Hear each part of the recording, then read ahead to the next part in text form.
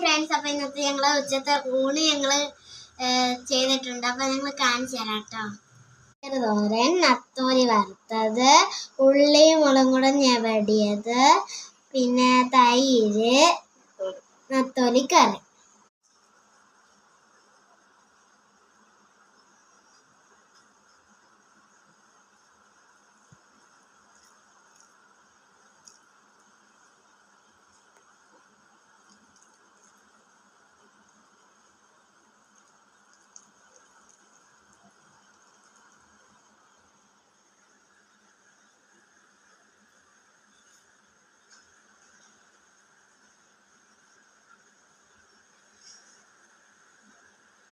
Hi guys, അപ്പോൾ നിങ്ങൾ എന്തുവായിരുന്നു ഇന്ന് കഴിച്ച ഫുഡൊക്കെ ഉണ്ടായി? ഇതായിരുന്നു ഞങ്ങളുടെ ഊണായിരുന്നു ഇന്ന് ഉച്ചത്തെ.